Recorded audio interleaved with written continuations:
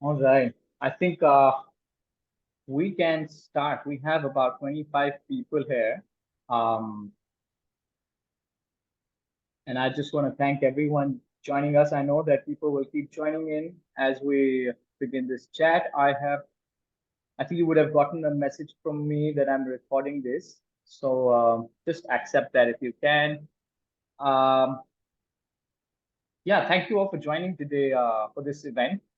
We're delighted to kickstart a series of such virtual events where we can bring our community together and foster strong connections among our alumni. Um, we specifically want to focus on some of our affinity groups that we're trying to push while we're also trying to bring community together through such meaningful events. For this specific event, we are focusing on the environmental affinity group. A few of us have already met a few times, and we just feel like this is a great way to bring people together. So that's our intent with these events. So just be on a lookout for such events in the future. And also for alumni joining us from all over the place, I want to share a few important dates with you all from the campus.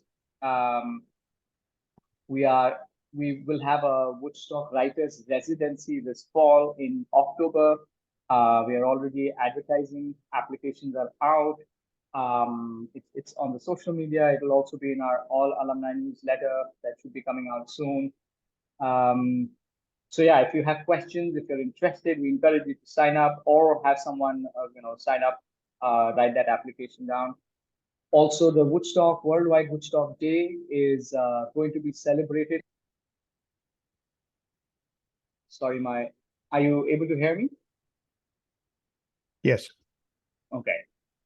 So yeah, Worldwide Woodstock Day will be on October 28th. We encourage you to host a gathering, join a gathering, or if you don't have plans, come to the campus. We'll have a plan. We'll have a grand plan to do Worldwide Woodstock Day at the campus. We also are very excited to share with you that we're bringing Woodstock Mela back. That will be on the same day when on the 28th of October, which is the Worldwide Woodstock Day. So we've got all these things planned. Just stay in touch with us if you're planning to come to India. This week will be a great time to visit us. Um, I'd also like to mention we have Miss Katie Joe, the director of our office, Advancement and Alumni Relations, who is in attendance. There's Bob Schumacher, who's our archives consultant with us. Sanchali, she's the advancement coordinator. We are all here. And my name is Adi. I also work in the alumni and advancement office. So without taking much time, I'd like to introduce two people here, Sejal and Steve. Many of you would remember Flag Hill, which in the recent years have seen a major transformation and revival. And this is all thanks to Sejal at Jabal Khet Reserve and her team over there. Dr. Sejal is a resident of Missouri and Delhi, depending on the hat she is wearing. As program director of WWF India in New Delhi, she manages a multidisciplinary team of professionals working on various facets of environmental conservation and sustainable development.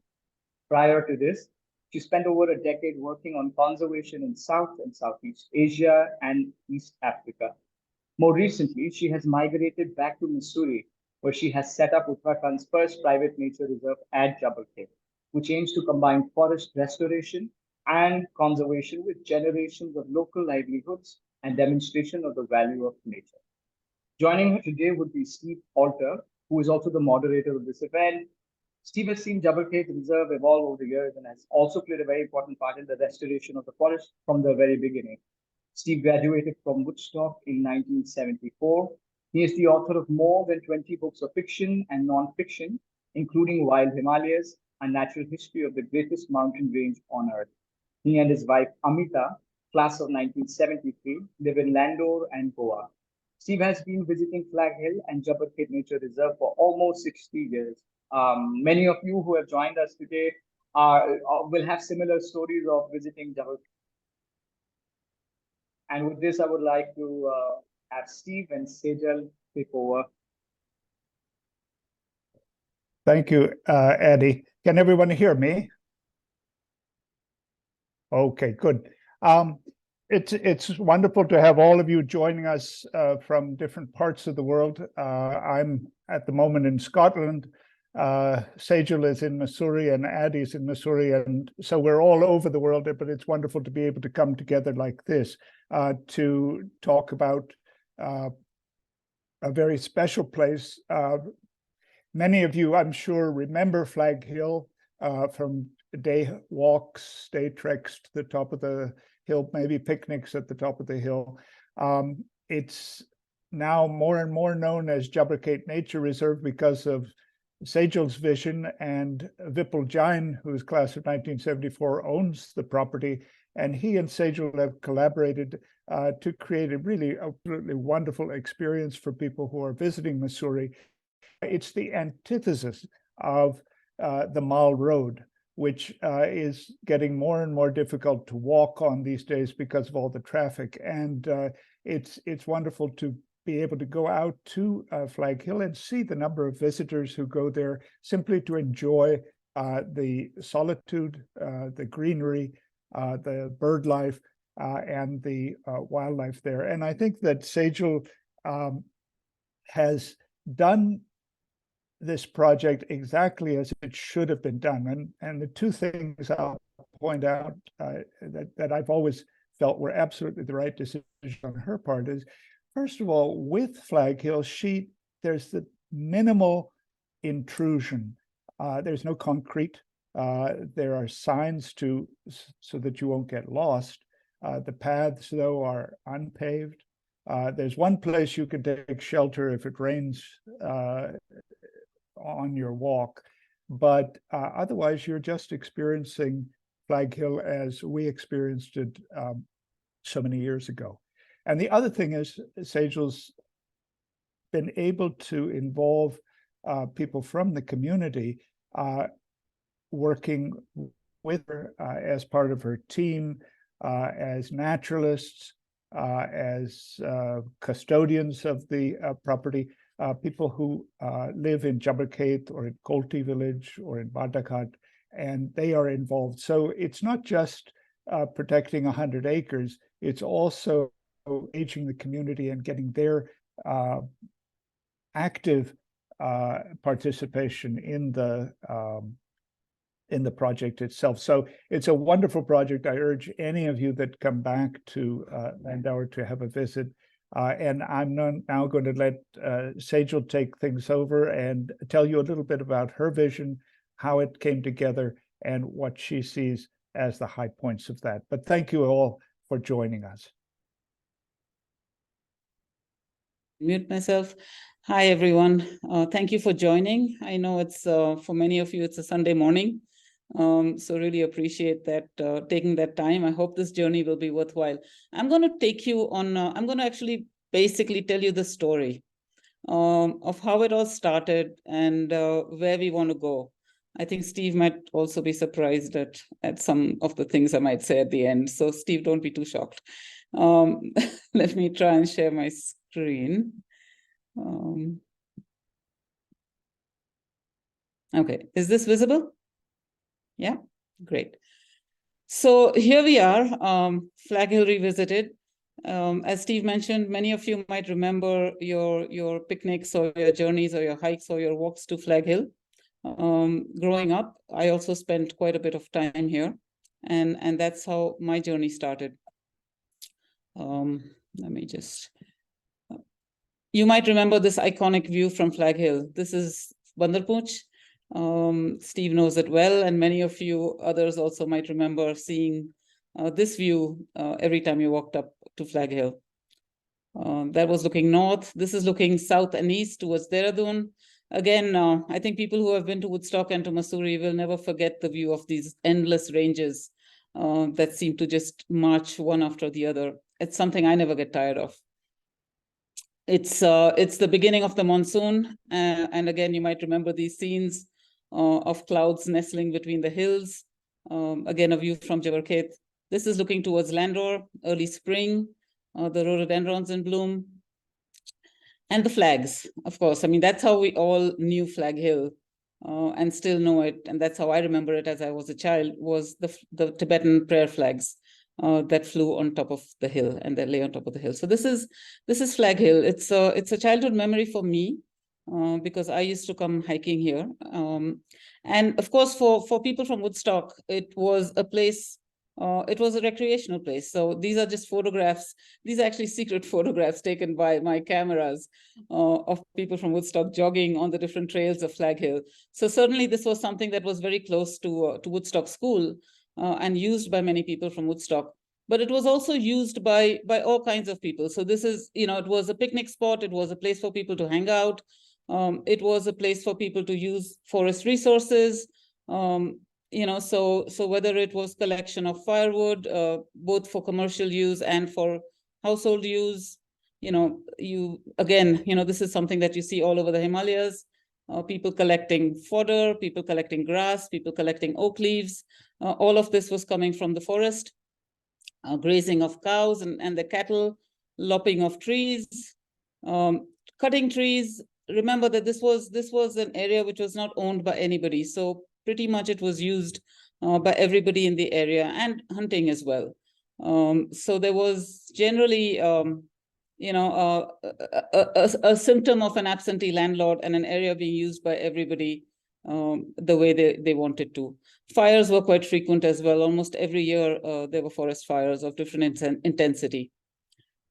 So what was the result? So when I remembered Flag Hill as a child as an iconic place and something that was a magical place for us. I then went abroad for many years. I taught, I studied, I worked overseas, and I came back 15 years later. And the first thing I did was I went to Flag Hill when I came back to Mussoorie.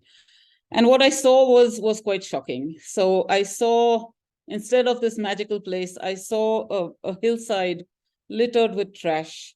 I saw a forest that was overgrown with, eupatorium. This is an exotic weed that takes over the forest, doesn't allow anything else to grow. I saw signs of utter neglect and a forest that was basically dying. This was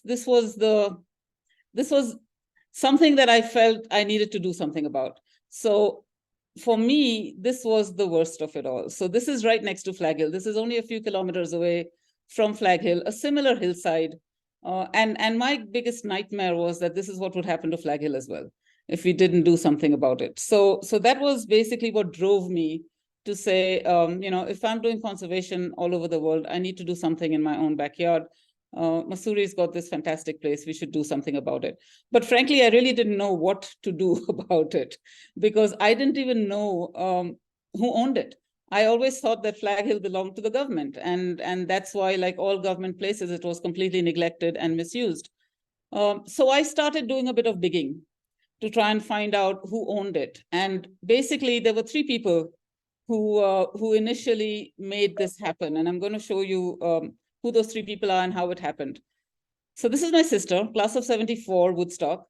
And in 2009, there was a class reunion that took place in Mussoorie. And Steve might remember this reunion. I think you might have hosted it even.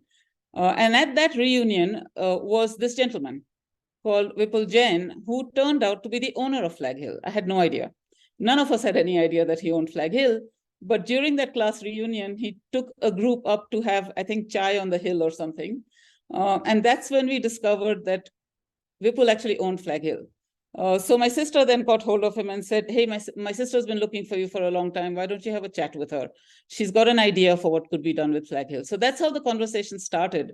And I started talking to Vipul to talk to him about maybe doing something with this land that he owned, which was actually going into decline.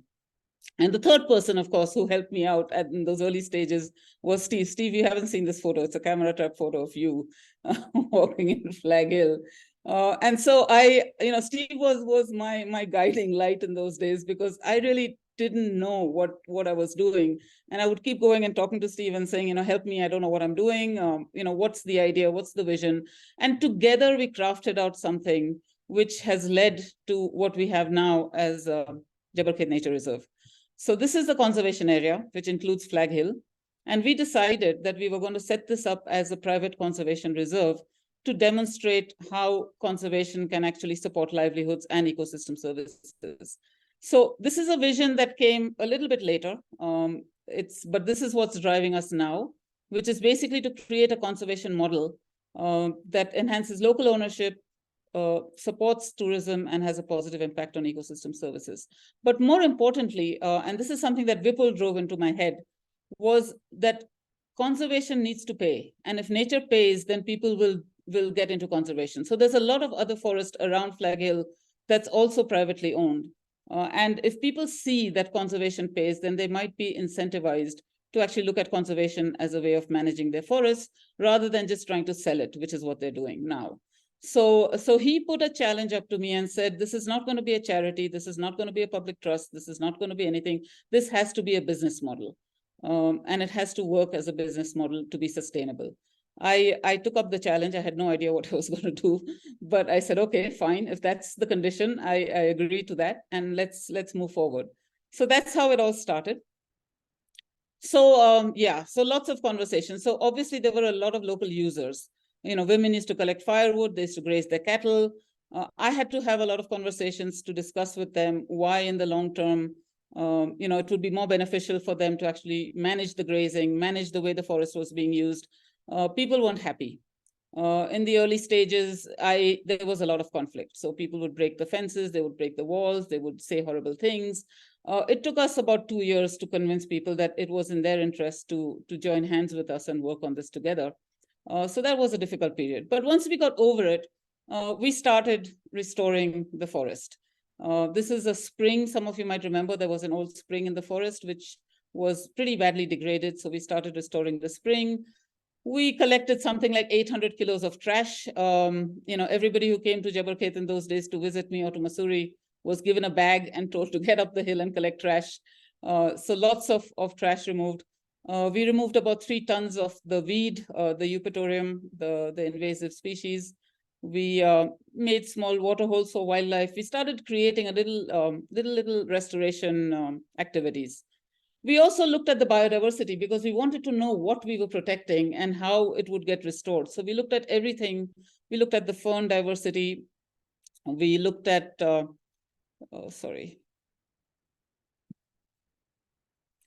looked at moths. You know, we looked at everything: birds, butterflies, moths, ferns, mushroom, fungi, and basically got a baseline of what the forest contained. And then we had to think about the business model. And the only thing we could think of is there were already existing trails in the forest. So people were using those trails, you know, picnickers, cattle, people for collecting firewood. And we converted these trails into nature trails or walking trails and decided that this was going to be our business model. We would train local people to be nature guides and take people on walks on these trails. We had no idea whether this would work or not. So we started setting up the trails. We trained the guides. We employed the women. So these are local women from Jabarkhet who are still with us today, employed as the guards and the caretakers of the forest. These are the young boys that we trained to become bird watchers and nature guides. We created small, you know, booklets that people could use based on the surveys that we had done of what the forest contained. We made a map, a trail map that people could use. Remember, this is all quite new in India. People are not used to going for a walk, using a trail map, following trail signs.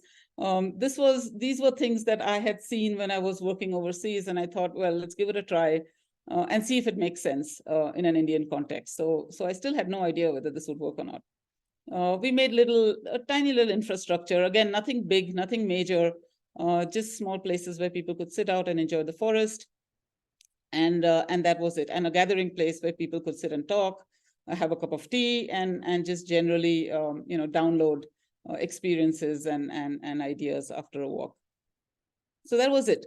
One thing that we did do was, it was important to get political support, because remember that a conservation reserve like this, a nature reserve or a private reserve, doesn't exist in India.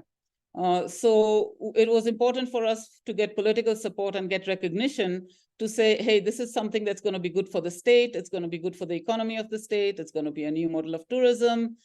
So we got the forest minister at that time to come and inaugurate the reserve. We got media, we got coverage, and we got people to really buy into the idea that, yes, this is something that is legitimate and is something that deserves support. So we managed to get a little bit of support in that sense. And off we went with our walks and trails. And we had 3 or 4 different kinds of walks. So one on top, you see the special walk. So there's a friend of ours who's a butterfly expert, and he's doing a butterfly walk with some people. You see Steve on the right, who's been a great help in leading all kinds of different walks, including interesting walks on how to do nature writing, and all kinds of things. So in the initial days, Steve, myself, we were all kind of, drumming up support by doing these kinds of walks. But also, lots of people come for solitary walks. You can take a map and you can explore the reserve on your own. But the most important thing and the most the biggest marketing thing that we have is our nature guides taking people for nature walks. So on the right-hand side, you see one of our young guides with an even younger walker explaining to him and showing him a camera trap, or I don't know what he's showing him, but he's showing him something. But this is the USP. The USP of Jabal Khed Nature Reserve is these walks with these young naturalists and nature guides who are all from the local area and the local villages. So when we first started and we did the restoration, the forest recovered remarkably. I think all it needed was a rest. All it needed was somebody to care, and we didn't have to do a lot. We didn't have to spend a lot of money, invest a lot, or plant a lot of trees.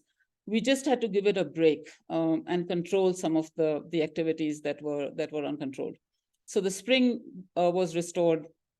The trails were restored, and today you'll find beautiful trails in the forest, not a single piece of rubbish or trash anywhere on the trails. As I said, the forest coming back, lots of trees that we thought were dead, just stumps of trees started sprouting new leaves and started coming back to life. This is for me one of the most, joyful things in the forest. Whenever I walk through the forest and I see these tree stumps all coming back to life, it's a fantastic feeling to see a forest coming back to life and regenerating again. The ground vegetation started coming back. You see ground orchids coming back. You see the grasses coming back. So slowly, the forest responded to the fact that it was now being looked after. The meadows coming back. This is in May, the asters, the tree canopy coming back. I mean, earlier, 15 years ago, you would have just seen a canopy of lopped trees, bare ground. And within 15 years, we've got now a lush green canopy with, of course, the rhododendrons in between. The ferns coming back. So we have about 60 species of ferns in Jabal Khed. The mushrooms, I mean, we have over 100 species of fungi that we've recorded in the forest. This is actually the season for mushrooms. 350 species of flowering plants, and 40 species of grasses, which is, and people get bored of listening to me about the grass. But those who live in the Himalayas know that, it's very hard to actually see what Himalayan grasses look like, because in September, the grass is all cut for fodder. And in Jabal Khed, we don't allow cutting in all the areas. We've left some areas for grass regeneration. So it's fantastic to see all the grasses coming back as well. And the birds, the bird life is extraordinary. 160 or 170 odd species of birds in this small 100-acre patch. And slowly, as the wildlife started discovering that this is now a safe place, there's food, there's water, there's shelter, the grass has come back because we removed the weeds, and it is protected, we started seeing the wildlife coming back. Initially, it was the night creatures that started creeping back. And you see here a Himalayan civet, there's a leopard cat on the right, porcupines, and a Himalayan fox in the bottom. So the creatures of the night started appearing. And this is wild boar coming to the waterhole. This is a jackal walking down the trail, barking deer coming to the waterhole. Again, we started also seeing wildlife in groups. Earlier, you would barely see a solitary animal running away, but we slowly started seeing groups of animals coming. This is a goral or a wild goat. This is a jungle cat. And also we started seeing animals that actually are found at much lower elevations, moving up to Jabal Khed. And we don't know whether it's a climate change effect or something else. That's a sambar, quite a rare thing to see in the forest so high in the hills. And a bear, which Steve refused to believe initially. But yes, they were back. So that was pretty exciting to start seeing all these animals. But and of course the leopard, which prowls all around these hills, as we all know. But what started getting more exciting is after the first year, we started seeing these animals coming in the daytime. So they felt safer and they started moving around the reserve, not just at night, but in the daytime. And so here's a barking deer. Here's a wild boar in the daytime, which is actually quite rare to see these creatures moving around in daylight. That's yellow-throated martens. That's a gurral. That's a leopard cat. This photo is actually particularly special to me because while this cat, and this is at 12 noon, this cat is roaming around, usually nocturnal. Just behind the trees that you see there, we were having the inauguration of the reserve. So this is in May 2015, and there were about 100 people just behind these trees with press and media and the minister and everybody, quite a bit of chaos up there. And just across was this cat nonchalantly roaming across in the meadow here. So this is to me a very, very special time and a special photograph. And I start seeing bears in the daytime. Again, this is quite rare to see bears moving around in daylight. Again, the sambar in the daytime. And the leopard. Leopards are roaming around Jebel Khait Nature Reserve all through the day. I mean, every hour of the day. And there are people walking through this forest every hour of the day. And that's the amazing thing, is how leopards and people are just keeping their distance and using the same space without coming into conflict with each other. The other thing that we discovered, and we discovered lots of cool, behavioral aspects of animals. One of the things we discovered, of course, was that no matter how much snow there is on the ground, the water holes are important. And so we found all kinds of wildlife making their way to the water holes in the middle of deep snow, and using these little patches that we've created. Very interesting interactions between different species of wildlife that's been recorded. This is a Kalich pheasant and a barking deer. This is a langur and a Kalich pheasant sitting at the waterhole together. We really don't know what's going on with these animals, but they're certainly not ignoring each other, but we do need to do some studies to find out what's going on. Here's an owl inside the waterhole and a deer coming down to drink water at the same time, both looking at each other. And here's a barking deer with a whole covey of pheasants, obviously, marking their time to see when the deer can come down to drink water when the pheasants move out. That's a gurral and a barking deer. That's a wild boar and porcupines. And then the other next exciting thing was that we started seeing that the animals are also breeding here. So we started seeing the young. So that's a barking deer with a young. That's a wild boar with young. That's a leopard cat with kittens. That's a bear with a cub. A gurral with a young fawn. And finally, what I just want to share with you before we move through these photos is, to me, one of the most remarkable things is that we're actually practically in Mussoorie. So what you see behind is the lights of Landor and the gurral just looking out at Mussoorie. So we are not far from the town at all. And to have a place like this with this richness of wildlife so close to Mussoorie, to me is remarkable. There's a bear with the lights of Mussoorie in the background. And this is a more recent photograph, which we are very excited about, because this is on the leopard trail, and there are actually 3 leopards in one frame in this photograph, which would be rare even in a wildlife sanctuary. And to see this in this small nature reserve is really something that we never expected. This is a fun photo. We've got lots and lots of fun photos because these camera traps open up a whole new world for us. That's a leopard doing I don't know what, sitting on the meadow. Again, lights of Mussoorie in the background. And we're collecting, Steve, maybe we need to do a little album or a film on all these really cool new photographs that we've got of animals just having fun. That's a pretty cool photo of 2 porcupines overlooking the ledge and looking at the view, looking down into the valley. That's a great shot of a leopard with the hills in the background. And that's a gurral going crazy. So just wanted to share these few photographs just to show how wildlife is just kind of reclaiming its space in Jebel Khait.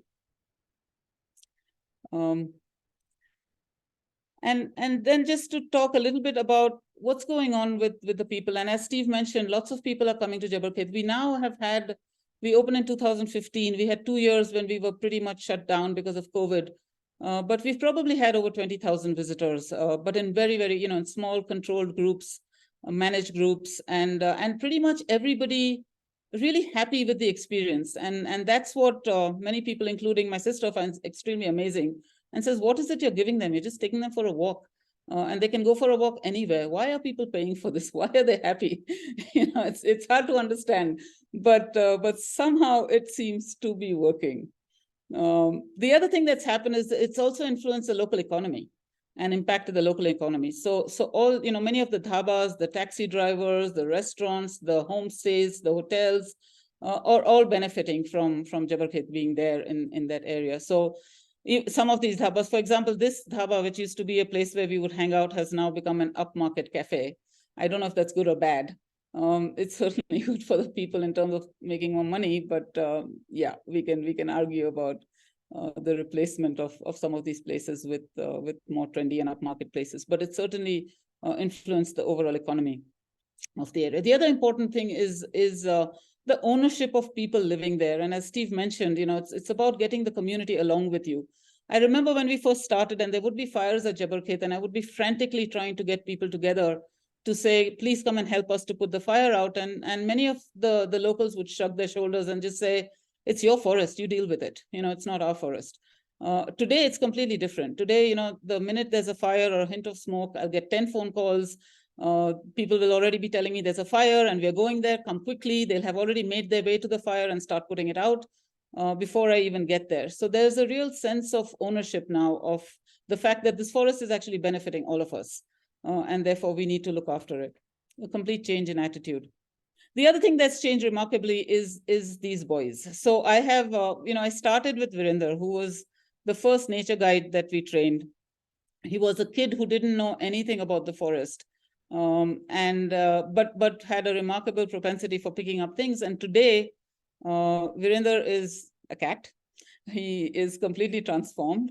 He is now a role model for all the kids in the vicinity. Everybody wants to be Viru. He now gives talks. He teaches. He's a super confident person who's been on many films and done lots of interesting things. So that's been a big transformation, and it's a real career option for many of these young kids who otherwise would have just been sucked into the tourism industry. I don't know, driving a taxi or working in a restaurant or something. And what's also become exciting is that we've become like a learning site. So Jabal Khet has now become a training center. People are coming from all over to look at this model. And this is not just people who are interested or individuals, but it's actually the government. And it's quite a turnaround for us to be actually teaching the government how to do conservation. So on the left is a group of forest officers that are being trained. On the bottom right is Steve talking to a group of people from the Indo-Tibetan Border Police. On the top right is a very interesting phenomenon, which is women leaders, women panchayat leaders from villages in Uttarakhand, who all are coming to see Jabal Khet because most villages in Uttarakhand have a forest attached to them. And they're all trying to learn and see how can we actually make our forests more productive. How can we use this model for our forests? So this becomes a very strong incentive for villagers also to conserve their forests rather than seeing them as a liability. And this is very exciting for me. This is Viru teaching a bunch of forest officers. And so now, these young boys have become resource people, trainers, guides, completely different level of respect for them. It was very interesting. Virender was giving a talk in Dehradun the other day. And he said, you know what? I had no idea that one day I would be in a position where CEOs would call me up on the phone and ask me to book a walk for them. And I would tell them, well, I'll see if I'm free or not. So it's a complete transformation of a boy from a village, close by, who really had no idea what his future is going to be. And today he's telling CEOs to hold on and hang on till he finds the time to take them for a walk. This is also very exciting. This is Vipul, who's another young boy who used to work in a dhaba. He used to wash dishes in a dhaba. Today, he's training other people on how to set up a camera trap and how to use camera traps. So these young boys are now all, experts and trainers. This is just where we are today. And, we've not done any of this. This has all happened on its own. This is on, on TripAdvisor and here and there and articles and the media and lots of people looking at the model and writing about it. But what really surprised me was this, is that within 10 years, Jabal Khet has become the #3 thing to do in Mussoorie. We didn't exist 10 years ago, and people would go to Mussoorie and go to Kempty Falls or the Mall Road or, I don't know, Company Gardens. These were the places they visited. Today, a small nature reserve, which just gives you a nature walk, has become amongst the top destinations to visit in Mussoorie, which, I still find a little bit hard to believe. But I think that's again a sign that people are looking to reconnect with nature, and we are giving them something that is quite precious. The other thing that's happened recently, and this is a bit technical, but we're excited about it, is that we finally have government recognition. So far, we had no recognition from the government. It was a completely private, individual kind of enterprise or initiative. But recently, there is a new category of nature reserves that has been globally recognized, which is reserves that are not managed by the government. And India has identified 14 such reserves and submitted it to the UN. And amongst them, Jabal Khet Nature Reserve is one of those. So that's a pretty exciting thing for us as well. But all's not well. That's the nice part of the story. What's happening around us is also quite concerning. This is just outside of Jabal Khet. You see the forest in the foreground. In the background is a new road that's been made to get to the village of Kimui, and these roads are now all around us. Villagers are demanding roads. There's lots of infrastructure development happening. There's all kinds of threats to these forests that are emerging. And what we need to do is we need to strengthen this model and enlarge it to the extent that we can, so that we can protect as much as possible before we keep losing what's left of our precious forests. So here's our vision. This is Jabal Khet. So currently, this blue line that you see, this is what is the current extent of Jabal Khet Nature Reserve. This is 100 acres owned by Vipul, which he's given us as an experiment to see if we can make this sustainable. Recently, we've been chatting, and Vipul has promised that he's going to give his additional 200 acres to Jabal Khet Nature Reserve to add on to what we're doing now. So this will not only increase by threefold, but bring a completely different ecosystem, because this part of Jabal Khet goes down almost towards Dehradun. So that's one expansion plan. Steve has also been talking with us about the forests of Woodstock with a joint Jabal Khet, and to see how we can actually have a conservation model that looks at these forests as well. And then this is the government forest that adjoins Jabal Khet. And if we can convince the cantonment and the forest department to join hands, then we would have over 1,000 acres of really good forests that we could protect without actually doing anything in terms of ownership. People would still remain the owners, but we would protect this forest as one unit rather than as separate units. So that's the grand plan we're working towards. Hopefully we'll see it come to fruition. But in the end, it's these guys. In the end, it's these local young boys from the area who are going to decide the fate of the forest and of Jabal Khet as well. So what we need to do is we need to ensure that they see the value, and so far they do, but who knows? As going forward, this is the future generation who will decide what's going to happen to the hills that we live in. So with that, I'll end. Thank you very much for listening, and I'll hand back to Steve. Over to you. Great. Thank you so much, Sejal. Those were great photographs. I love that last one. I hadn't seen that. The sweatshirts and other things that you this one are terrific. And these guys modeling it are great. Yeah. No, I think you've put forward so many different ideas, so many different perspectives, and I'll turn things over in just a minute to Addie, simply because I'm not competent in terms of finding people's hands raised and letting you answer questions. The only other thing I would just add, and I think it's very exciting, the idea that these 100 acres might expand to 1,000 acres. Woodstock's relationship with JNR on a very simple level is that there's institutional membership. So just as individuals can become a member for a year, 5 years, a life member, institutions, whether it's a school, it might be a hotel, something else, can get institutional membership so that their community can then access Flag Hill. So Woodstock is able to, Woodstock community can enter Flag Hill without paying, registering, signing in, and all that. And that I think is a wonderful relationship, and I think it's something that can be strengthened as we go forward. And the last thing I'd say is the way in which the camera traps, you've seen a lot of images from the camera traps. Very simply, these are, there's nobody there taking that picture. The animal takes its own picture, it crosses a infrared trigger, and the photograph is taken. What's wonderful to watch is a group of students going out on a walk with one of the naturalists. And at first they're sort of saying, I don't see anything. I don't see any birds. Where are the animals? But then naturalists can take the memory card out of that camera, put it into a tablet, and show them, this is what was here last night. This is what was here this morning. And you have a timestamp on it. So you can say at 6 a.m. this morning, this leopard was walking along the path. That's when suddenly the eyes light up, and these kids can suddenly understand that, okay, I'm not seeing it now, but there are all of these animals, all of these birds around us. And it becomes a wonderful educational tool and incentive in that way.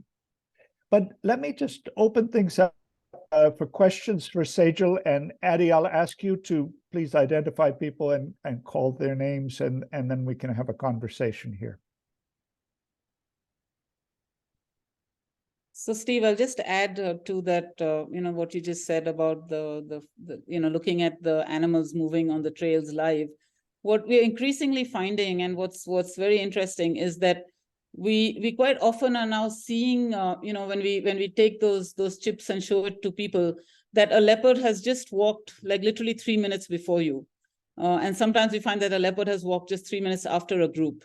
And this is what I was talking about coexistence, is that the animals are figuring out a way to live with humans in these places. So as long as you're not aggressive or not killing them, they will keep their distance, and they will walk the same trails that we are walking in a very, very careful way. So I'm actually collecting and collating information on how we're different species are doing different things on the same little trail. It's quite interesting. Sejal, I think there's a question from Ruth Axelrod. If you could talk a little bit more about the financial model, how that actually works. Yeah, so basically, it's a very simple model. We have guided nature walks, and people book those walks in advance, and you pay for the walk per person with the guide, and he takes you on the walk. The other thing we have is we have a membership model that Steve mentioned. So people living in Mussoorie or Dehradun who want to come frequently, want to come with the kids, want to come every weekend, can pay an annual membership fee and then access the reserve whenever they want. We also have an institutional model. So there are some, high-end spas, or there's a, Woodstock school, or there's some other hotel that wants to offer this to their guests. They can also take an annual membership and pay a one-time yearly fee.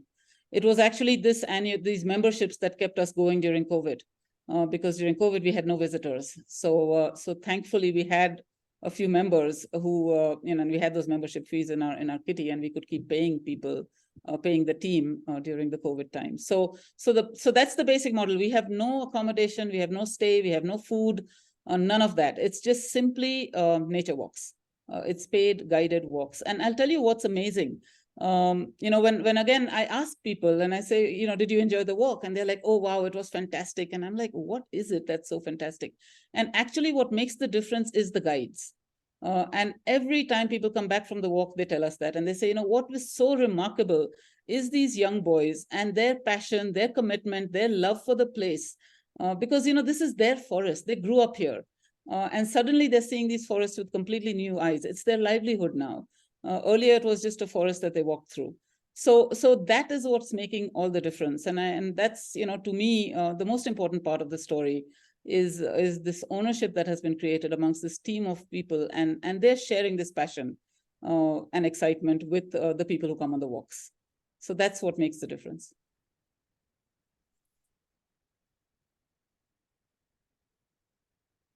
Any other questions for Sejal? And just to say on the financial model, Vipul had given me a challenge when we started this to say that we had to break even in 5 years. He basically said, we can't keep putting money into this. I'm not going to keep putting money into this. I was also putting my own funds into this. And he said, it's 5 years. And if it doesn't work, we'll have to think of something else. And amazingly enough, we actually broke even in 3 years, in terms of the cost and running the place. And then, of course, COVID happened and all that. But we are easily breaking even and also creating a small corpus. This is critically important for the other landowners. So there are other private forest owners around who are watching me. And initially, they kept asking me and saying, so how are you doing? Are you actually making any money? Because that's all they're interested in, is whether we are making money or not. And I kept saying, yeah, we're doing great. We're doing great. We weren't actually doing great. I had no idea whether it would work or not. But so if we actually do well, then that is an incentive for the other landowners, because for them, it's whether this is actually generating income and money or not. So it's equally important that we, that we do well financially also. There's a question from Scott, Steve, and Rachel's hand is also raised. Yeah, Scott has asked, do women have an opportunity to become guides as well? And then, Rachel, you could ask your question after Sejal responds to that. Yeah, absolutely. So in my initial cohort of people that I trained, I specifically looked for women. And actually, they were really good and super smart. The problem is that in this part of the hills, young women will get married off and they will usually move to another village. So most of the women that I trained, stayed for a very short time, got married and moved on. But I have given a challenge to my boys as well, to say that they have to find more of their women friends to come and join the team. But this is one of the problems with the women, is that they move out. Rachel. Thank you. First of all, Sejal and Stephen, I just want to thank you so much. This is really, really inspiring and heartwarming to see what a transformation in a small area, and then the opportunity that this could really grow. I had the same question about women, so thank you for that response. The other, we were there, class of 69 in 2014, and I think the area was at that point under the auspices of World Wildlife Fund. So I was just wondering about that. And the other question I have is, and how that if there's any connection now. And then the other question I have is, it's wonderful that people from high-end hotels can come as part of their, it's something that's offered. But what about local schools, some of the local school children? Do you have any kind of a program for them where they wouldn't have to pay a huge amount of money or maybe could come for free, that kind of thing? Thank you. Sure, I'll jump into all the questions one by one. So also just on the women thing, I do want to add, one of you asked about married women.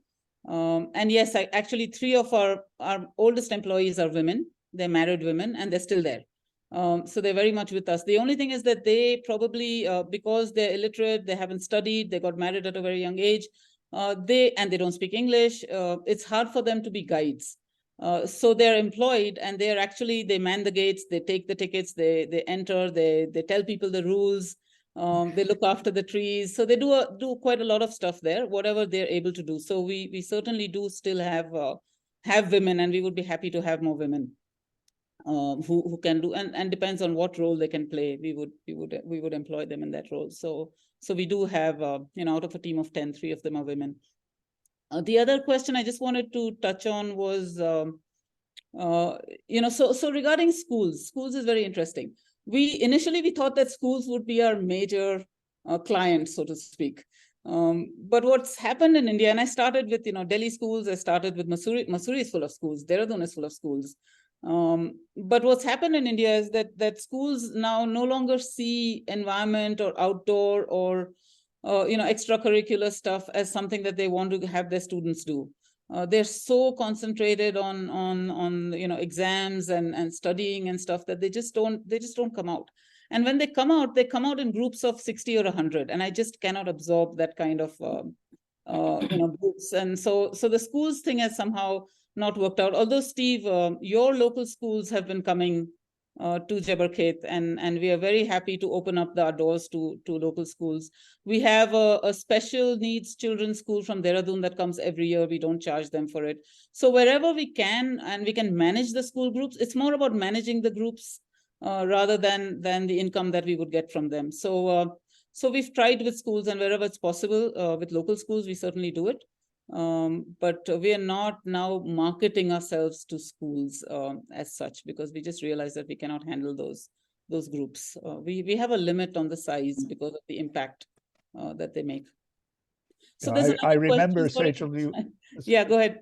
I remember when Weinberg Allen was going to send 120 students across at one point, and it just was, it was going to be difficult. But the school, which Woodstock has an association with, and they in fact, over 2 days, I think it was, all of the students from Kaplani came in small groups, and Hannafel Center collaborated on that. So they came and they had some talks at Hannafel Center, at Hannafel Center, and then went for a walk there. And I think that worked well, and I think that may be a model going forward. Yeah, certainly. And if I had to work with schools, I'd rather work with the local schools than high-end schools or private schools. I mean, that's one thing, I think. So generally what's happening now is people. So the interesting thing is we haven't marketed ourselves much. I don't want to market a lot because there's it's just we won't be able to cope with the kind of pressure. So people do ask me, how do you market yourself? And I've realized, and somebody told me this, I'm not a social media person at all. I'm really old-fashioned that way. But I've been told that the way it works these days, marketing works through blogging. And if there's a few influential bloggers who write about Jabbar Khet and it goes viral and it goes to their followers, you don't need to do any marketing. The marketing is done for you. So I met this young man who was walking around in the reserve on his own, and I asked him, and I said, so how did you find out about this? And he started talking, and he said, look, you don't need to do anything. You're already on the map. So chill, just relax. The bloggers are doing your work for you. So you don't really need to do anything. So I'm very happy that I don't need to market because the bloggers are doing it for me. There's a question on the chat about the role of WWF, and I just want to mention that WWF has nothing to do with this at all. This is completely separate from my day job, which is WWF, and my weekend job, which is Jabbar Khet Nature Reserve. So when we set this up for almost 5 or 6 years, I would take the night train from Delhi every weekend, spend the weekend in Mussoorie, and then go back to Delhi to do my job at WWF. So I've made it very clear that WWF has nothing to do with this. This is entirely self-run, self-managed. And yes, we have a team. We have guides. We have employees. So we have 10 employees whom we pay directly out of the income that comes from the walks. So it's that money is plowed back into the salaries of the team that we employ. There's a question from David. Steve and Sejal. It says, what is the history of the Tibetan prayer flags being added to Flag Hill? When and by whom? Okay, so Steve can also say a bit about this, but I'll tell you what happened. So obviously Flag Hill was a site where the Tibetans did come to use it for putting their prayer flags, and they would come on festival days, on Losar, important days to put new flags and have a big festival. So essentially what happened when I first started, and I was trying to sort of remove the trash and all the rubbish from the hill, a lot of it was left over from these Losar festivals. There were plates and thermocol and cooking stuff and all of the rubbish that goes with 300 to 400 people coming at a time and camping on the hill. So I had a talk with the Tibetans, and I basically said, look, we're very happy with you continuing to use this Flag Hill for your Losar festival, but can you please manage the trash? Can you please respect the hill, because we are trying to clean it up. So initially they said yes, they would manage the trash. The next year again, it was a big mess. I think 700 people came and camped and really made a mess. So I kind of put my foot down a little bit, and I said, look, if you guys can't respect the place, then please find some other place. So after that, what's happened is that they did come the following year and absolutely fully followed the protocols and didn't make a mess and use the place for their flag. So they continue to use it, but with a much lighter footprint than they used to be in the past. But Steve might want to add something on the history of the Tibetans and Flag Hill. No, I don't know a great deal about what the background is, but I suspect that it's the Bhotia community, those who were traders moving back and forth from Tibet into the lower Himalaya, who were there well before 1959. And then in 1959, as Tibetan refugees started coming into Mussoorie and other places, one of their rituals was to, on certain days, Losar particularly, find a high ground, a high spot, and in addition to the other festivities, they would tie their flags at that spot. Flag Hill is one spot. On the other side in Happy Valley, there are several other spots. Everest House, which is towards Cloud's End, also is one of these spots. So these are places where people gather and tie the flags. I suspect what's happened now is, there's less of a party and there's, fewer people coming, but they're still tying the flags up there. Yeah. I keep telling Sejal that they've got such a wonderful logo that they need to create flags with that logo on them, but I'm not sure whether that's going to be sacrilegious or not. There's a question from Ruth Axelrod. Do you have any? Did you need to do any planting, or did it all regenerate on its own? So a bit of both. Mostly it's natural regeneration because a lot of the forest is oak, and oak regenerates on its own if you leave it alone, unless of course it's completely burnt or killed in some way. So by and large, it's natural regeneration. We have done some planting. What we do actually every monsoon is we do a plantation event, and this is more to get the Mussoorie community involved in doing something, not necessarily because we need those trees to be planted, but just to make people feel that they're doing something for Jabbar Khet. So every monsoon we'll have a tree plantation drive. We'll plant about 50 trees, out of which maybe 20 or 30 will survive. The problem that we found with the plantation is that it's very hard to source the forest trees, to source saplings of forest trees that actually would have grown there. And we don't want to recreate the forest into something that it was not. So the natural regeneration brings back the old forest. And then wherever we can find, wild fruiting trees and wild berries, which the birds love and the bears love, we are planting those every monsoon. But so far we must have probably planted about 300 or 400 trees. Not too many. It's not a massive plantation requirement, I think.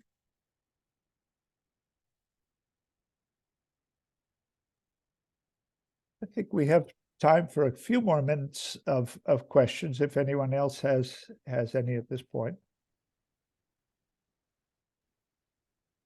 There are questions on if this video will be publicly available. I just wanted to say that we are recording this and this will be going out in the All Alumni newsletter. We will keep it unlisted, which means you won't be able to find it by yourself. You can email us and we can share the link and you can share it with people in our community. So it will be available.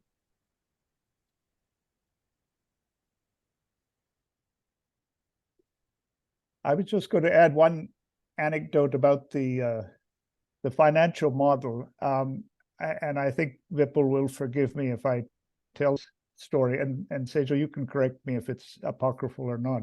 But obviously, a lot of people will approach Sejal and me and others and say, how can we donate? And because it's not a charity, because it's not an organization that takes donations, that's not possible. But of course, it's perfectly possible to become a member. And you could become a member for a year, you could become a member for, I think it's 5 years, and then you can become a life member. And there was one friend who will remain nameless, but he wanted to make a donation. And I remember he had good memories of spending time on Flag Hill with several people who are no longer alive. And we talked about it a little bit. And then he said, well, why can't I give a life membership to somebody who's no longer alive? And I don't know whether that ever was true, Sejal, but I thought that was kind of a nice idea. Yeah, I mean, it's interesting, you know, the whole membership thing is also interesting because I've had, for example, two sisters who've been coming for a while. And when one of the sisters got married, the other sister reached out to me and said, I want to give her a Jabarkhed membership as a marriage gift because she loves the place so much. There was a father who gifted a membership to his daughter because he really, you know, wanted her to enjoy the forest as much as he did. So it's, you know, it's become like one of those things that people give out to each other, and it's rare, you know, it's not something, you know, the membership to a nature reserve is not something many people in India have, and we give them a membership card and, you know, they can show it around. And, you know, I tell people that 5,000 rupees is the price of a dinner in Delhi. You know, one dinner will cost you that much, and imagine you get a year's membership to this nature reserve. So that's how we try to sell the whole membership model to people. But, you know, it's yeah, it's just another way of people to stay connected with the place.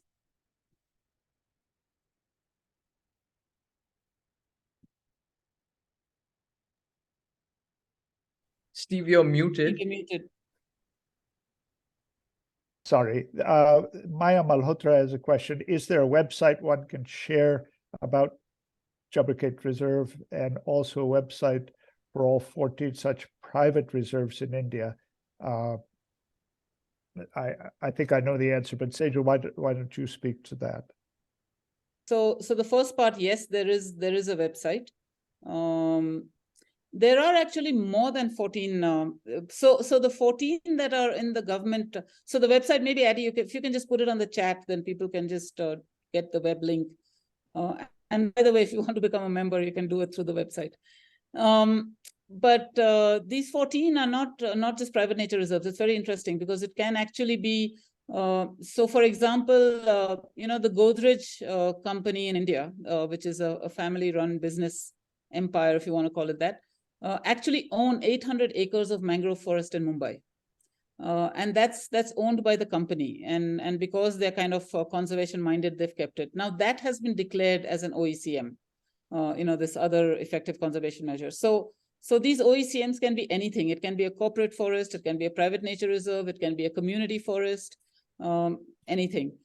But in you know, in India, we at one point we tried to compile how many of these kinds of private initiatives there are across India. And there's probably about 30 or 40 of these, but they all have very different models and sizes and approaches. Some of them are, you know, places where, say, you know, a husband and a wife, they bought a piece of forest, they set up a homestay and they're protecting the forest and renting out the homestay. There's several of those kinds. And increasingly, when people come to Jabarkhed, they ask me, you know, and they say, oh, you know, I have 10 acres of forest. Can't I do something like this? And I'm like, yeah, it doesn't matter what size. Even if you have an acre, you can do something like this. And in India, frankly, given the pressures on forests and given the pressures on nature, every acre counts. So if you can say 5 acres, 10 acres, you know, 20 acres, I just say go ahead and do it. And increasingly people are doing that. They're trying to buy land and protect it. So you know, it's become a model that you can use anywhere. But it's complex because every acre has a different ownership, and you'll have to figure out what the best you know, model is for you. There's no standard model. I think there's a question Marlon has asked. I knew somebody was going to ask that question with the Woodstock's property and Woodstock's forests. How can those be added? How can they be linked in that way? And just very briefly, we had a wonderful workshop at the Hannaford Center, organized a workshop on the feasibility and the advisability of doing a biodiversity survey on Woodstock's campus to really, you know, say, okay, what actually do we have, just like Sejal did on Flag Hill. And I think that's sort of one small step towards what would be, I think, a wonderful outcome. And here I'm speaking without any authority, as I usually do, and without any moderation, as I usually do. But I think that Woodstock has about 300 acres, 280 acres of forested campus. It abuts Jabbercate Nature Reserve on the north slope below Oakville and Mount Herman. So if the authorities at Woodstock, in their wisdom, were to decide that Woodstock's campus should be a nature reserve, or at least a portion of it should be a nature reserve, I think that that would be a wonderful addition to what Sejal is doing just across the valley there. It doesn't mean that the property gets handed over. It doesn't mean anything in terms of any ownership issues or even future development, say 30 years from now, 40 years from now. But there would be perhaps, if this was something that Woodstock wanted to do, then there would be a commitment that these sections of the campus remain sacrosanct, protected, and perhaps developed so that students as well as other visitors could walk through those forests and enjoy them in the same way that people are enjoying Jabbercate Nature Reserve. And I think, as Sejal said, if somehow it can be expanded to 1,000 acres, then it becomes 100 acres is great because there's jungle all around it. But if you get 1,000 acres altogether, then you've got something which I think really big habitat for a number of species. They're not just moving in and out of that forest. So all of that's in discussion. I hope it happens. It'll be a slow process, but I think Hannaful Center, Akshay Shah as the director, is totally committed to the idea. And I think others at Woodstock are too. So I think, down the road, we may have another session like this in 3 or 4 years, and we'll be talking about 1,000 acres rather than 100. Steve, I think the other thing to add is that apart from, the wildlife and the forest coming back, both Jabbercate and the Woodstock forests are critically important for the water supply of Missouri. A lot of Dehradun's water and the rivers that feed Dehradun come from the Woodstock forests. Jabbercate's forests actually provide water for the Colty Spring, which is pumped up to Landor. So the water for, that side of Missouri and for Dehradun is actually coming from these forests.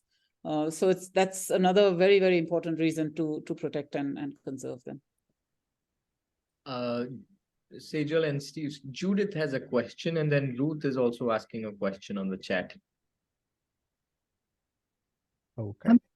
Shall I speak? I was wondering if any of this information is in Hindi, because here we are on the border of Wales, and there's a man who's got a food shop called Mussoorie, and he comes from Mussoorie, and I'd love to share him, but I don't think his English is good enough for all of this. So I was wondering if anything was done in Hindi. Yeah, so Judith, what we can do is when it comes to Hindi, it's Virendra, who's my lead guide. He does the talks. So he has a similar presentation and he does the whole talk in Hindi. What I can do is, I can get it recorded and maybe give Addy the recording, because I think that's a good point that you raise, and it would be great to have access in Hindi as well. So we'll take the same presentation and we'll get a recording done through Viru in Hindi and get it over. So that would be fantastic. Thank you. For somebody. That's wonderful. I'll go buy a chapati from him and tell him. Okay, that's great. I was just going to also add that Hannaful Center this last year published a field guide to the Fleming Nature Trail and Jabbercate Nature Reserve in Hindi. We had the English edition earlier, and now there's a Hindi edition, which we were able to distribute to the students from Kaplani School and other places. So it's one of those educational tools that isn't restricted to English. Thank you. Addy, I want to exhaust everyone. What had you put as a sort of end timing for this? Should we be wrapping things up pretty soon? I think we kept an hour for the session. So yeah, I think we could take maybe it's up to you and Sejal to take a few more questions and then we can wrap it up. Sure. I think, Ruth, you had asked what is happening at Witches Hill. Witches Hill is no longer the politically correct name for Paritibba, but we all know it as Witches Hill. So there's nothing wrong with calling it that, at least within this circle. Parts of it are being developed. Parts of it are with the forest department. There are a few landowners who have a chunk of forest that they are so far protecting, but there are private homes being built in certain sections. The villages of Chamasari and Ketwala, which are on the other side of Paritibba or Witches Hill, have grown. But there's still a lot of lovely forest there. And it's adjacent to Woodstock's Midlands Forest. And I've noticed that there's quite a bit of wildlife moving in and out from the Midlands Forest onto Paritibba or Witches Hill too. So it's but like everything, it's being developed at points.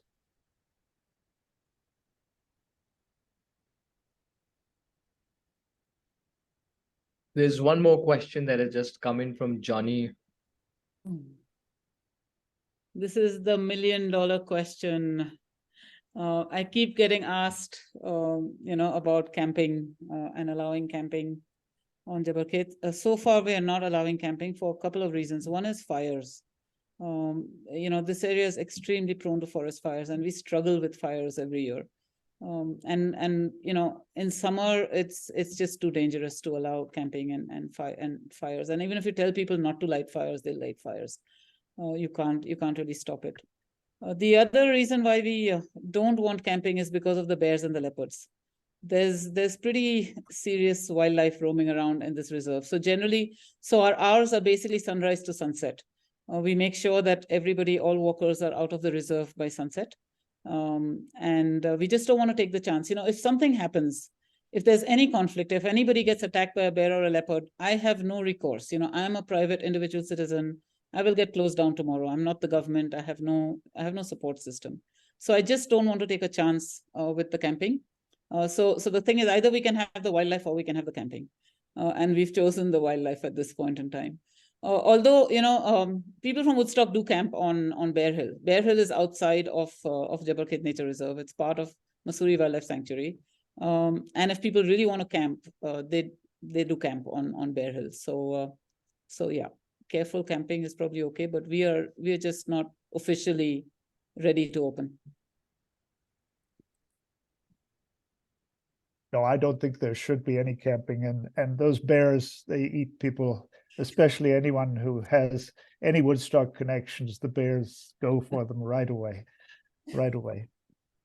I think we'll stop here. Sejal, thank you so much for a wonderful presentation, and I hope that this conversation can continue and that each of you will visit the website, and when you do come to that, you'll get a chance to visit Jabal Khet Nature Reserve. Addie, Katie Jo, thank you so much for organizing this, and I hope that we can all get together again at some point and continue the conversation. But thank you, Sejal. Thank you. Thank you, everyone. Thank you for listening and for your virtual support. Appreciate it. Bye.